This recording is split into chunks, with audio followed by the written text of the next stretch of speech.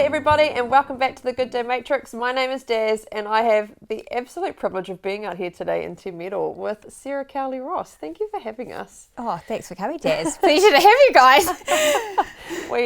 I'm so excited. When I first met Sarah, I've seen Sarah lots and I've watched her in the media, and when you meet Sarah, when you meet you, the energy that you feel when you're around you is just amazing, and just a kind energy as well. You're really welcoming. So I think that's something to, hopefully will come through the camera today, is just pure sunshine. It's beautiful to be around you. So Kia ora, Daz. That's lovely. Yeah, I think it's important to tell people that when they make you feel that way. It's really cool. So Sarah is a mum, she's a wife, she's a physio, she's a sports presenter and commentator, she's a columnist and content producer, a contributor to the New Zealand and Oceania Sport. You have a Bachelor of Communications, and she's a marriage celebrant, girl after my own heart. What is that? I've been a marriage celebrant too. Cool. Sarah is a New Zealand Olympian and now does a huge amount of mahi with the NZOC. So I'm going to throw that to you to talk to us about the work that you're doing with them. Yeah, sure. Well, first of all, welcome to our house. It's so awesome to have you guys here, and you arrived right at the morning chaos. So great to have realness amongst it all. But so the roles I do for the NZOC, I'm the chair of the New Zealand Olympic Committee Athletes Commission.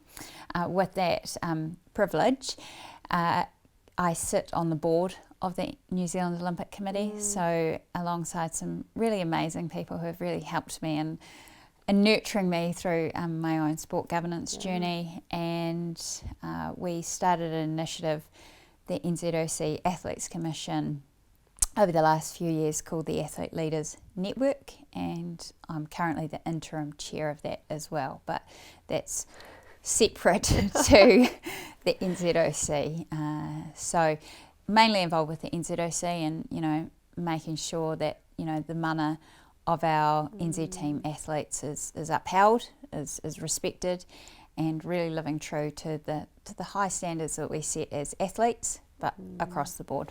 Yeah, and it's incredibly important. I feel like when we look from an outside in at athletes, we're kind of like, they get to train all the time, like they get paid to do that. It's all right. It's actually no.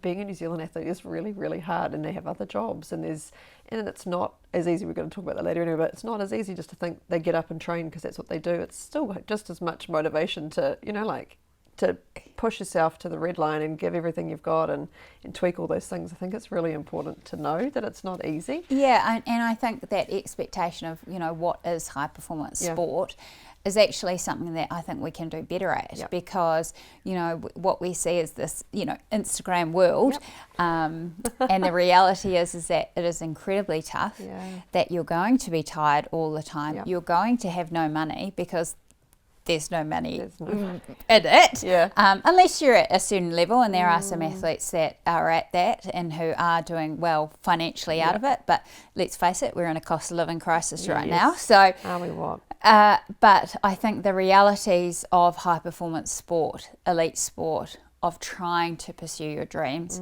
is not easy. It's not often talked about as much, and so I think if people had, you can never understand things till you're in it sometimes, but if we developed better expectations of what a day in, day out grind is, then I think that potentially we wouldn't have the other side. Yeah. With identity, we find that it's really important to know who you are and where you've come from, which helps inform sort of how you make decisions in everyday life. So talk to us about your whakapapa, Sarah. Well, I grew up in Rotorua, proudly from Rotovegas actually, and so I've got a lot of roots there, and I think for me that's like my tūranga waiwai. And knowing that my real place of calm, of real place of identity is most probably with the redwood forests in New Zealand. But I guess to truly give you my whakapapa, I come from Samoa on my dad's side. I'm from the villages of Vaianga and Vaiusu, and proudly New Zealand born Samoan. And my dad came to New Zealand when he was 7 years old. He immigrated here with no English, not a lot of money, lots of brothers and sisters. In fact, he's got 10 brothers and sisters. Wow. So I come from a very large Pacific family, Ainga, and I'm really proud of that. And on my mum's side, coincidentally, my grandfather, my maternal grandfather, also came to New Zealand when he was 7 from Sunderland in the UK. Wow. So a real journey from both sides of my family. And for me, more than the places that I'm from, it's actually what's important for my identity is the courage and the decision making around coming to New Zealand. And for me, as a wife, as a mum, as a citizen, honouring that courage, honouring that bravery, because they came to New Zealand for more opportunities for their children and their children's children to come. So I'm part of that legacy, and for me that's a really, my whakapapa is a really huge value for me, because I want to honour their legacy and live up to that. And for a long time, I guess, growing up in Rotorua, it's a town or a city that is rich in Māori culture. And I struggled with, who I was, and it's taken me a long time to figure that all out. I'm still figuring it out, but I've recently started learning Samoan, and for me that has been such an amazing journey, because I grew up one of the only brown faces in my primary school. I knew that I had this rich Pacific history, but I wasn't really sure where I fitted in. Then I represented New Zealand, but I still had this Pacific side of me. I didn't speak the language. I speak more French and probably Te Reo, really, than I do Samoan. So for me, it's been language helps a culture survive. And that's been really important to me. Yeah, and important for your children too, right? Oh, absolutely. That ancestral legacy. Absolutely.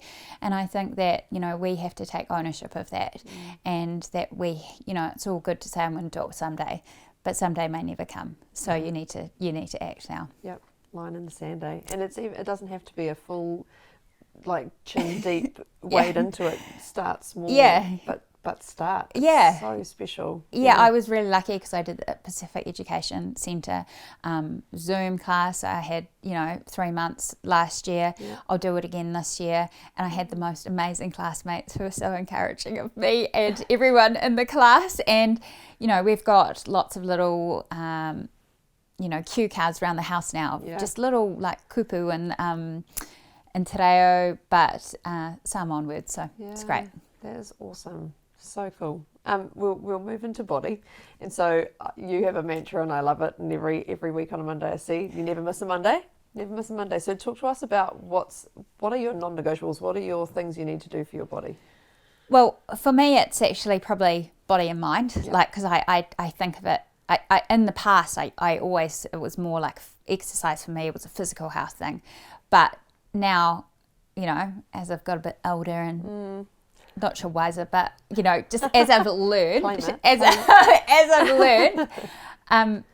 it's definitely body and mind for me. Exercise is, and so my non-negotiables: never miss a Monday, never go 3 days without exercise, and something is better than nothing. Nice. Because honestly, if I even have had a busy day and I haven't quite managed to get to what I would normally do for movement, even if you just do 1 minute of burpees, it's disgusting, but it's actually if you go hard, I'm thinking over 20 reps, over 20 to 30 reps. I think my best is 35 in a minute, but you'll still get a hit, and generally if you start, you probably will want to do more. So even if it's just, hey, I want to do one song, one song leads into 2. So it's finding ways where you can get a movement moment, and that will help your body and your mind. And sometimes it does. It feels like it's a bridge too far, right? You just, the wheels could have totally fallen off at 8 o'clock in the morning, and it's 5 o'clock when you think you're going to exercise. you know, and you're like, nah, every excuse is there. But actually, it doesn't matter what it is. And we have this expectation, well, if I can't do a full half an hour, there's no point. Or if I can't do a whole hour, there's no point. But actually...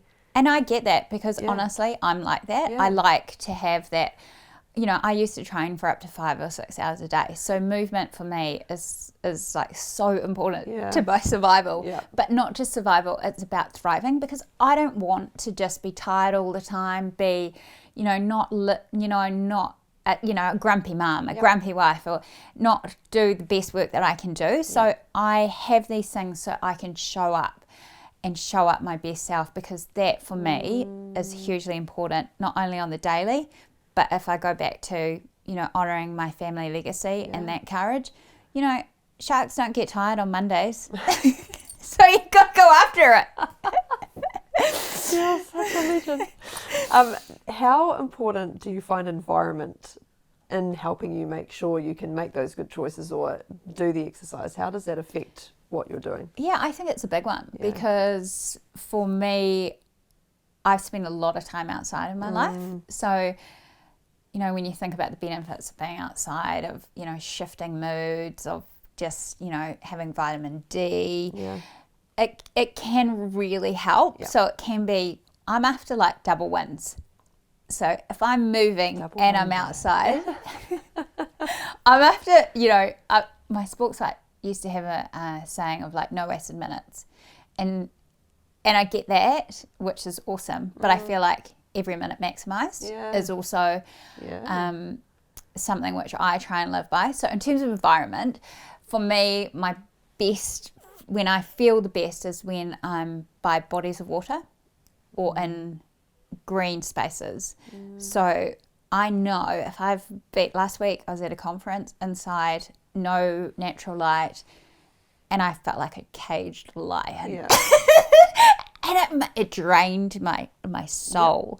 And I don't like that. So, you know, you get up a bit earlier, you go outside, and all you have to do is just, you know, walk. It's not like you need to be doing vigorous exercise. It's actually like your environment, the positive ions from those spaces, from green light, from blue light, they're coming. You know, a green room, when you're about to enter a television studio or recording studio, is green because it's calming. Yeah.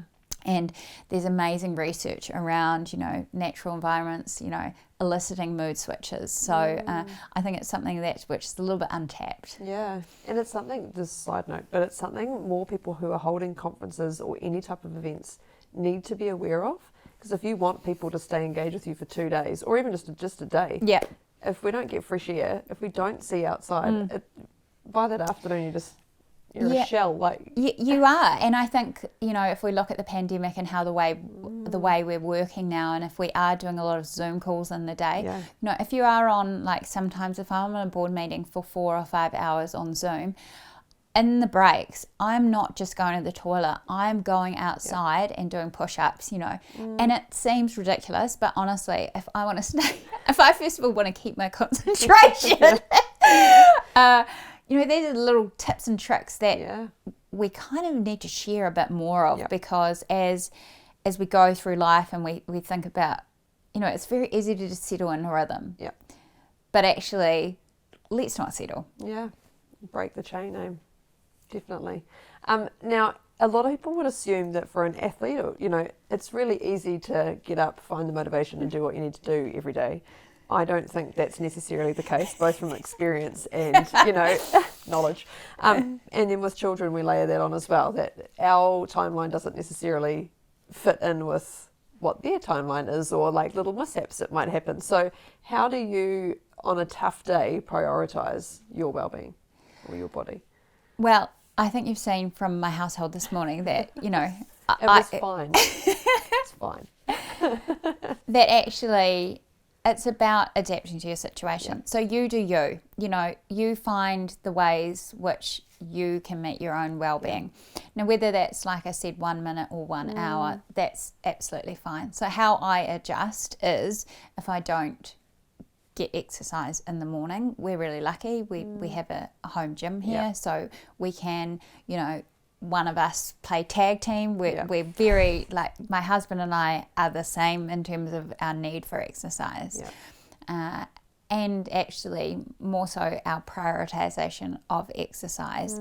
So we know that if we let the other person, or not let, if we help the other person, 10 minutes in the morning or something, if you do nothing else, at least you've done that. Yeah.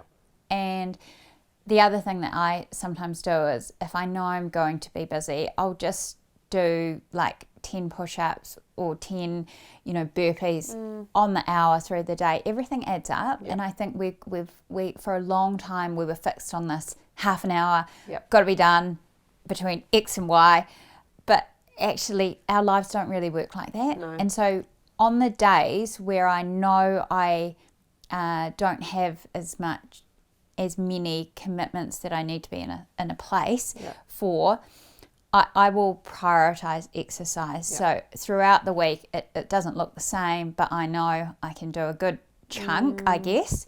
And for me, my well-being is not just rooted around exercise. It's rooted around other things as well. So, and those things are important to me. So, meditation, I'm a big journal fan. I do that. That for me is the regular practice.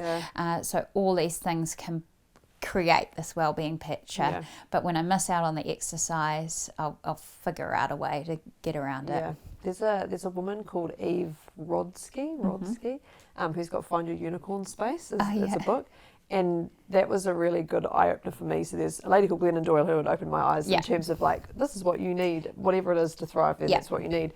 But Eve talks about having those conversations with whoever it is in your environment to be like, I actually need this for me. Can you help me? Yes.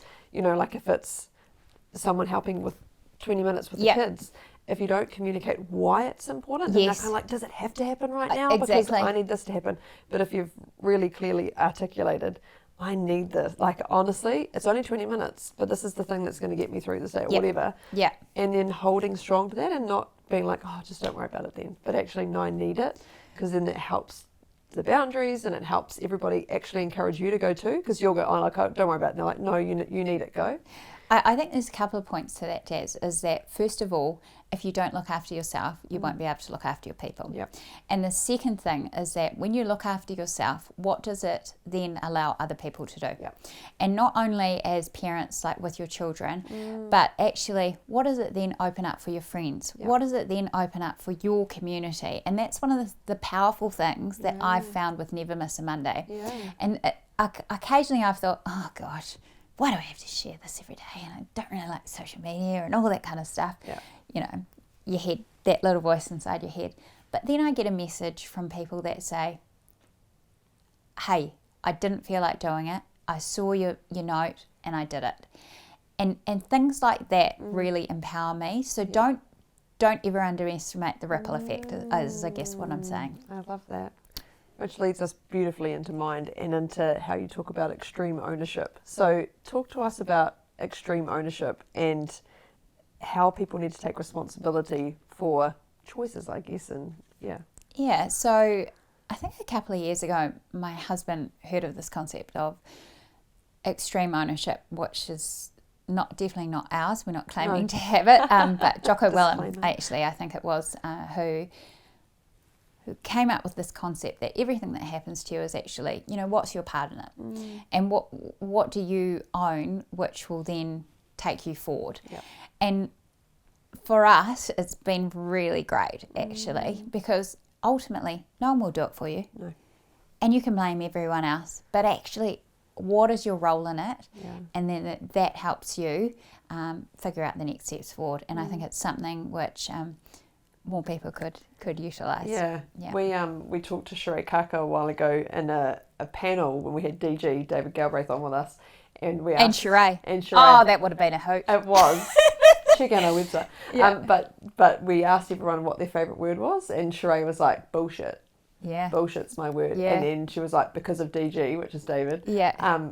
Because she had all these excuses and reasons why things weren't happening, but actually she had to call herself on it at some point and be like, actually, the only person now who's responsible for the next step forward is me. Yeah. And I can keep looking back here and live in the past, or I can note where my feet are and go, okay, the only way to go forward now as if I take responsibility. And so she constantly has this thing where she'll tell us something and be like, no, bullshit. Yeah. And I just thought that was a great human way to, you know. I think honesty is something which, you know, maybe as Kiwis we're not so good at. Yeah. And potentially, actually, we could solve a lot of suffering if we were a bit more honest and open to more direct feedback. Yeah. I had a Russian coach for 5 years at the end of my athletics career. She was amazing. And she was very direct. Yeah. And I think that, you know, initially it probably took me a little while to adjust. But actually, when someone gives you feedback that you can't handle or you're a little bit, you got to think about why. Yep. What's your why is your reaction? Why are you reacting like that? So I think that honesty and I like I love Sheree and DG, but that bullshit there, that's bang on. Yeah.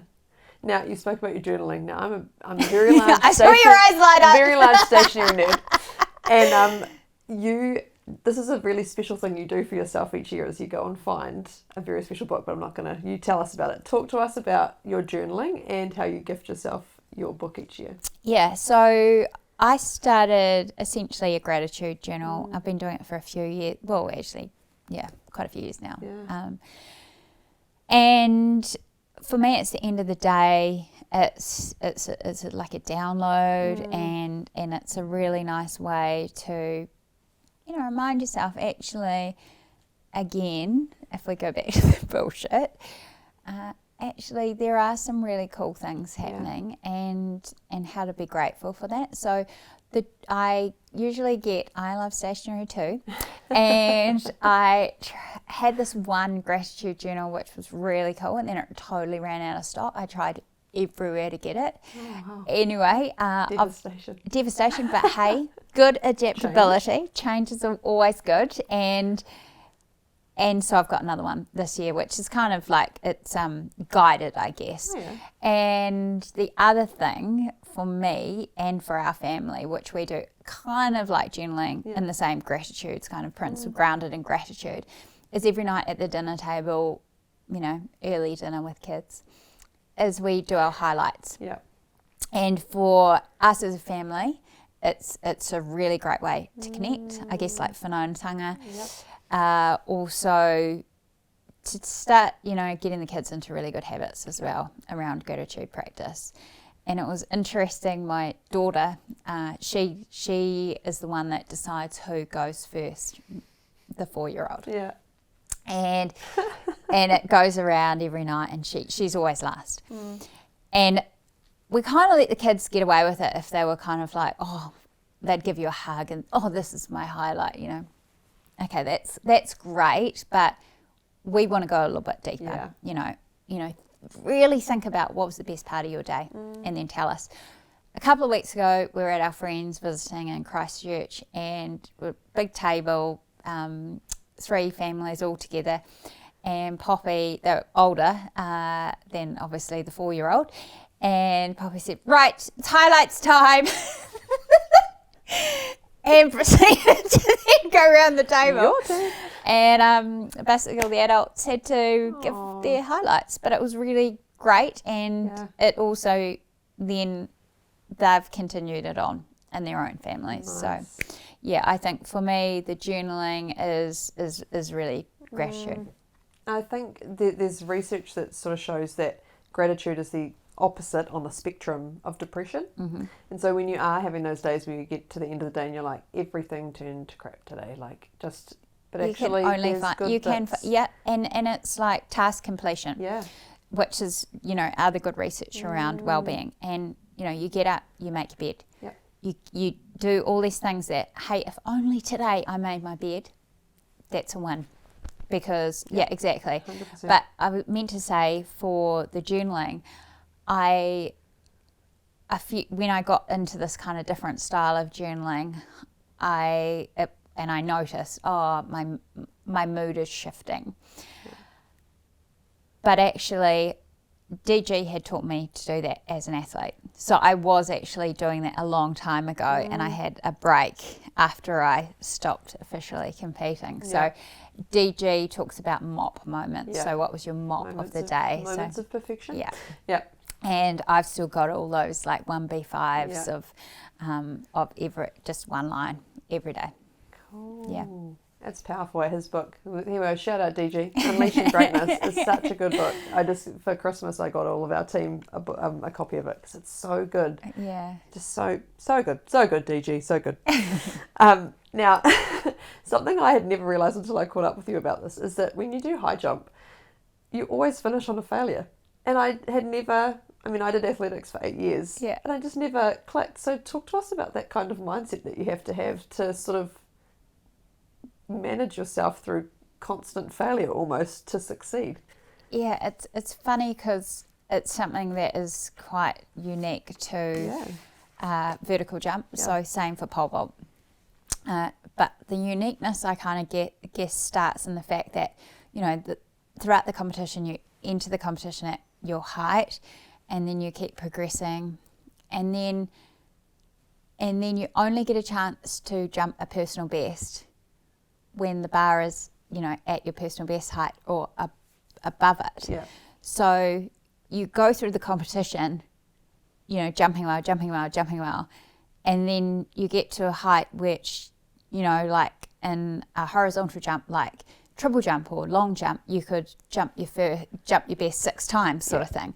But you only get that opportunity if you put yourself in the position to be in that opportunity. Yeah.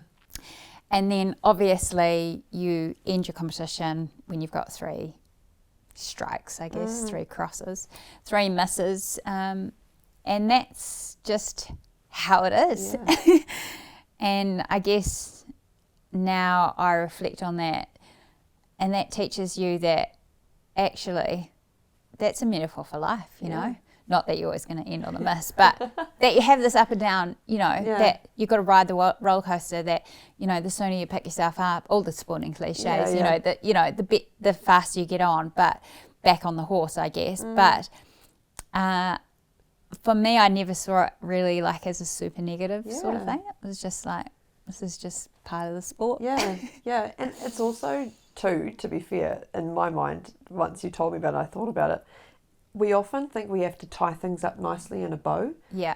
Like, whether it's a gratitude, I've got to finish the last page or like whatever. But actually sometimes things just finish and you can't fix it, or, like things just happen. And I think that's also a really key part of that. I think it is too. Extreme ownership. Yeah. It's like, well, you missed. Yeah. Deal with it. You're not getting, replay that moment. Yeah. But I do get that tie things up in a bow thing because I've always had perfectionist tendencies, which I'm sure you can relate to. Anyone with stationary love, I think. Yeah.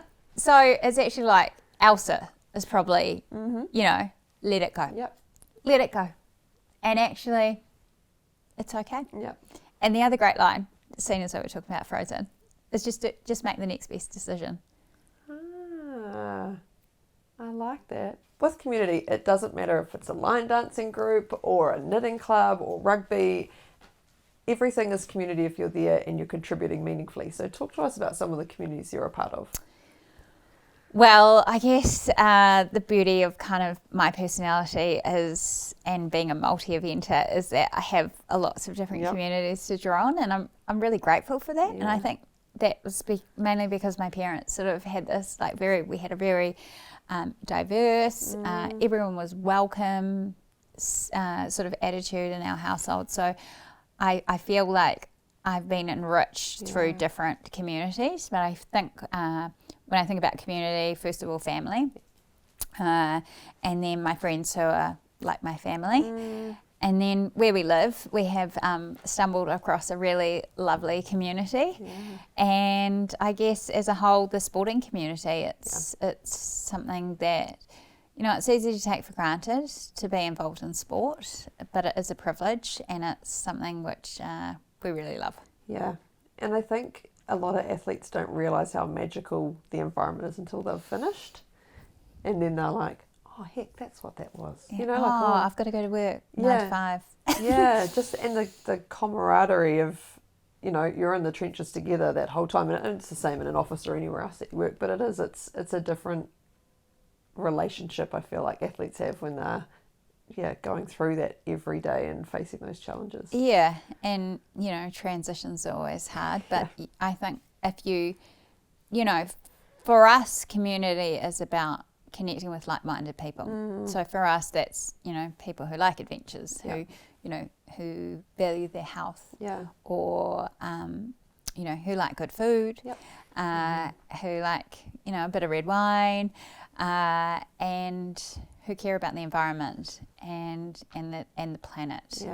And so for us, those are the kind of real gems. It's not to say we don't hang out with people who don't fit in that sort of box or parameters, because actually there's some pretty cool people out there if you take the time and create the space for them. Yeah.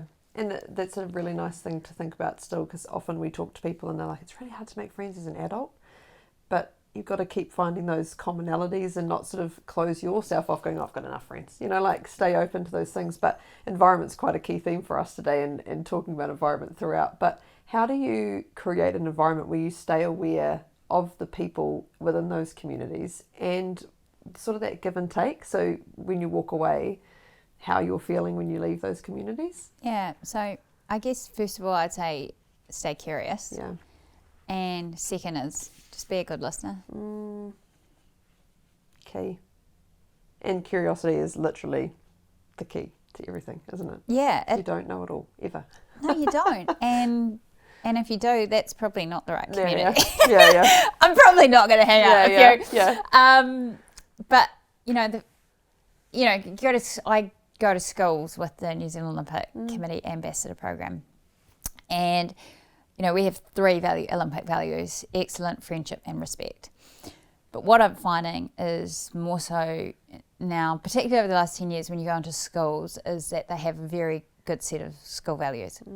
And the school that my son goes to, and my daughter will start soon, the values are creativity, curiosity, caring, and courage. Wow. And it's like a Brené Brown book. It's pretty much Brené, you know. So, you know, when you think about those and you think about community, you know, staying caring, being courageous enough to go up to people that you don't know, or that you kind of have, you know, everyone's got lenses, preconceived judgments, but dig a bit deeper. You'll be surprised what you find, I think. I love that. Now, you have a really big focus with the environment around Papatūānuku, so we'll talk about that now. And what have been some of the realizations that you've had over the last, I don't know how many years, but what have been some realizations you've had around the environment? Well, for my husband and I, we have travelled so much. We've been very fortunate to travel through sport, and for us it's really important now as parents that we think, actually, you know, what are we putting back? We've taken so much from the earth. What are we putting back into it? And one of the reasons for moving here was to, you know, really consciously put back into the earth. So, you know, on our land, we are replanting native trees. We've planted about 1,000 natives out in a paddock. We were very ambitious and thought we'd probably have done 10,000 by now, but you know, a couple of kids later, they take a while to plant these trees, and more so they take a while to look after. So for us, that's something which my husband really started looking into a number of years ago. He looked at the average offset of trees that he would need to do per employee at his work, and it was over 4 hectares per year. So, you know, if you think about that, that's pre-pandemic levels. So obviously people have hopefully somewhat changed their travel, but that's quite frightening. And you know, we know about the recent weather events, and you are blind if you are not going to see and take, a position, take a stand, and think about how you are living your life and the choices that you make today which influence tomorrow. But not just tomorrow as in the next day, the years to come. Because when we think about extreme ownership, we all have a part to play. And every one of us can do better, and we should do better. But that's a personal opinion. Not everyone will agree with me, but for us it's really important that we stand by what we say. So we'll look to plant more trees this year in planting season. And the cool thing is that our kids have been really invested in it too. Cool. My daughter goes to a forest ECE, and she spends like most of her day in the bush. So she's very aware of, looking after Papatūānuku, of taking care of Mother Earth, and I think that it starts at the dinner table. It starts, in the decisions that we make on a daily, which your children see and which your children can drive as well. Yeah. And if you think right back to the start of our conversation about your ancestors and the decision they made, this is our time now to be those ancestors and make decisions that will help our grandchildren and great-grandchildren one day. And it's all, it's how do we show up today? Yeah. So my friend Arizona Ledger, who's an amazing young woman, always proposes the question, what sort of ancestor are you going to be? And I think that's a really nice way of, the whakatauki about walking into the future, walking backwards. Yep. And I think that no longer is this acceptable not to talk about and acknowledge. Yeah. There's a book out. I haven't got it, but it says you've got 4,000 weeks. That's it in your life, roughly 4,000 weeks. And so if you and I'm guilty as of it, getting to the end of a Friday and being like, oh my God, the week went so fast. Yeah. Like, where did that go? I got nothing done. But actually, you've got 4,000. That's not a lot. Jazz, it's quite frightening, isn't it? And it hits you, and so you're like, what did I do this week that's going to leave some type of legacy and hopefully just positive, like I haven't just taken my whole life. How have I planted trees? How have I given back? How have I left things better? Because you don't get a lot of time, and you can get siloed and stuck in your ways. You can. How do you come up? And I think it's really easy to get on a hamster wheel, to be honest. So a few years ago, my husband and I wrote our purposes. My husband's is a nice A4 document. They're living documents for us, and that helps guide our decisions. It's easy to say yes all the time, but actually, what are your values? What are you aligned to? And what will saying yes mean in relation to those? Yeah. What has to give way in relation to saying yes to something? Yeah. Now, we talked briefly about it, but what should people know about the benefits of being outside? How great is it? How do you feel when you really connect truly, not sort of just do a quick walk outside around the block at work, but to really connect with Papatūānuku? What does that do for someone's soul? Well, I think for me, it just makes me feel good. Yeah. It enriches me. And, I think about the feeling of like warm sunshine on your face, or even the wind sort of blowing, being in the elements, like even just rain falling. There's real beauty in that. And I think that, if we don't sort of take notice, then, like you say, it just goes by. Yeah. But in saying that, you're better to be outside and not noticing than stuck inside. So, there's, if you are more aware of your environment, then you will get more out of it, like anything. Yeah.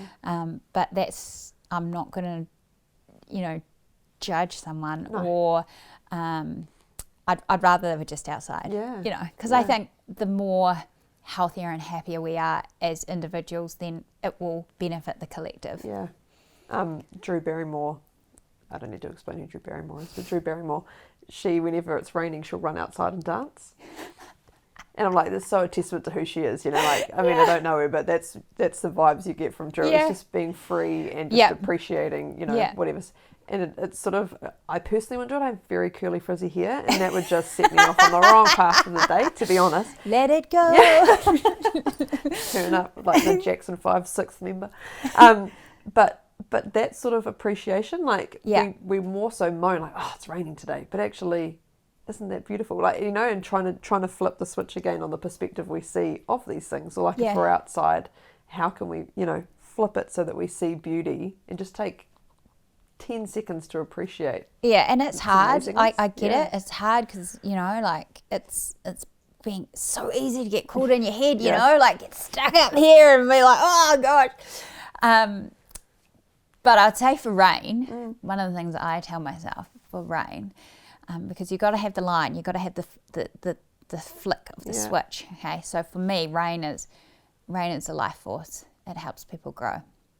Wow. That's all I need to know. Yeah. Boosh, mic drop.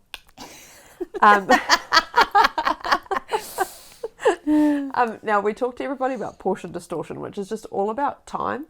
It wouldn't matter if you're an athlete, a CEO of a company, a mother, you know, dog mum, whatever kind of life you're living, time is our problem. And we all just face different challenges with our time. So what are some challenges you've faced with time, and what potentially are some like things you've tried or strategies you've put in place to help you with your time? Good question. I think it's all about, for me, one of the things that really helps me is on Sunday I plan out my week and you know, map it all out, where I'm gonna, what meetings I've got, whether I'm traveling or not, you know, a little bit of logistics, who's got the kids, you know, if my husband's traveling, and then kind of figuring out like, I like going to the odd Pilates class, you know, so that's got to be booked in. So it's actually really good when you schedule something, because generally, like as an athlete, I would never miss a training session. So you're not going to miss things that for me are booked in. And then it's just setting the alarm a little bit earlier. And I have to say, Daz, that's probably something I'm not good at. Yeah. I am not good at getting out of bed. I love sleeping. Yeah. My husband is much better in the mornings than I am, and I really don't subscribe to like I'm not a morning person, because I think that's a mindset. So I think for me, there's a couple of books that talk to this. So Everyday Hero Manifesto. Robin Sharma. That for me was a really good reminder. So it's, you know, getting the input when you get off a little bit of track. So I think it's not so much staying on track, it's how you get yourself back on when the habits start to drop off a little bit. And for me, reading, I could just flip that open and read a chapter, and that would give me the impetus to be like, right, this is the alarm. And it's not so much that I... once the alarm goes, I'm out, I'm done, I'm into it. But it's that process of, I don't want to get up early. Yep. So extreme ownership. Yeah. Own it. Get your minutes. Find the windows of opportunity for time, and you know, go hard. But I'd also say rest hard as well. Yes. Amen. Because you can only operate at really high intensities for so long until you get buggered.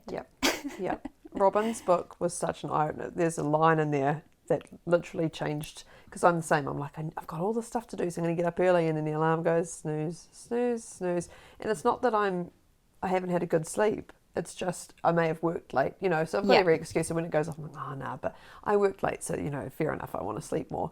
And there's a line, and he said, you never break a promise to anyone else. Why do you break it to yourself? Yeah, 100%. Boom, all right, here we go. Yeah. And then I fall off the, you know, I'll go really well, and I'll just have to remind myself just of that line. No, go to bed early. You said you're going to stop this, you know. Yeah. And it's just enough to...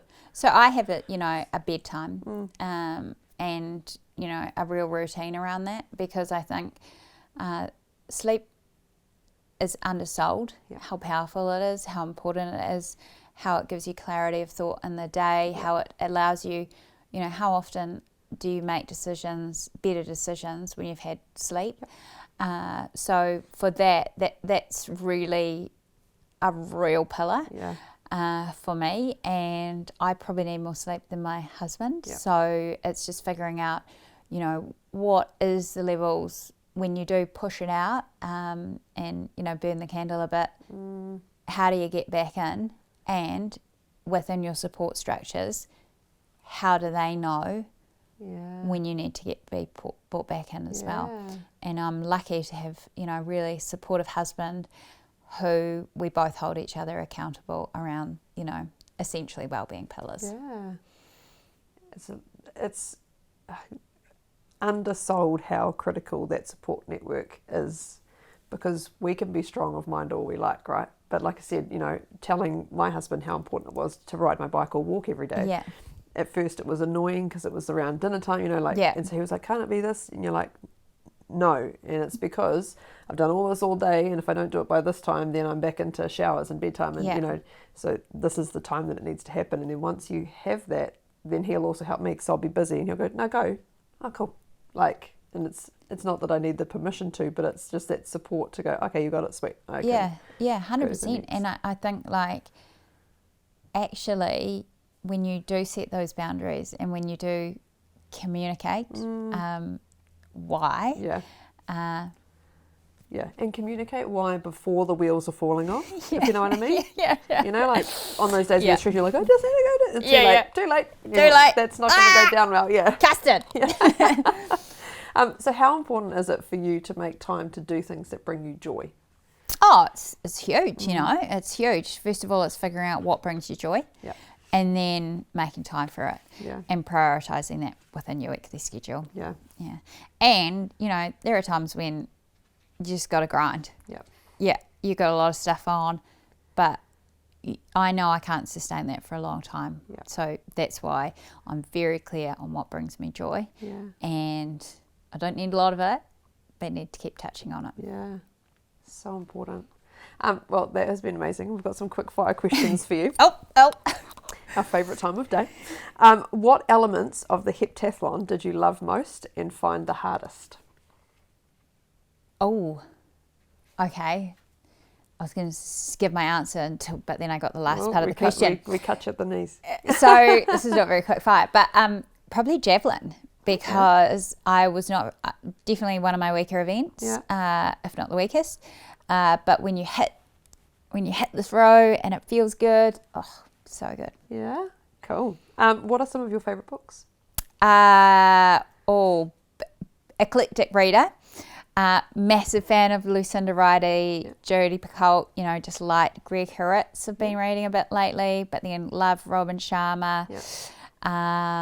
Really like autobiographies, so pretty much... You're all over the show. That's all fueling you. Well, I try and have a break from all social media over summer, and read like 10 books, so shows how much you scroll unnecessarily. What is your favourite meal? Breakfast, lunch or dinner? Breakfast. Yeah? Why? I love breakfast. Yeah? Just love it. Do you change up? This is not quick fire, but I'm really interested. Do you change up your breakfast, or do you just have the same thing? Quite consistent in my breakfast, but I do fast a few days a week. But I'll still have the breakfast, not lunch. Love it. If you could train lower or upper body only for the rest of your life, what would you pick? Oh, I'd train lower body. Yeah? Because you can see the world a lot more on your feet or cycling, so you want to kind of keep up with that. Nice. And it's your contact with the world. True. Yeah. True. What is your go-to karaoke song? Oh. Pass. Favourite music? Oh, New Zealand. Anything New Zealand. Love 660. Don't we all? Shout out, those boys are amazing. I know, I was really hoping to have them here for my 40th, but, you know, that dream, haven't won lotto yet. Just make really good friends with them. Just, you know, there'll be a favour that could be pulled. Every birthday, my friends kept going, 1 year closer to much singing at your house. I'm like, guys. That would be pretty Wouldn't magical. it be great out here? Yeah, what they do, it's just magic. All right. What do you do on Mother's Day? Oh, well, last Mother's Day, what we did was we drove over to the Mount. We did things that I would like to do. So it's like walked up the Mount, got an ice cream, went to the beach, went for a swim in May. We swim all year. Nice. And then had a coffee. Perfect day for me with my family. Yeah. Yeah. Oh, and also then it would be seeing my mum as well. Yeah. What is the best advice you've ever been given? Probably never give up. Yeah. It's an important one. And last one, qualities you love about yourself. Oh.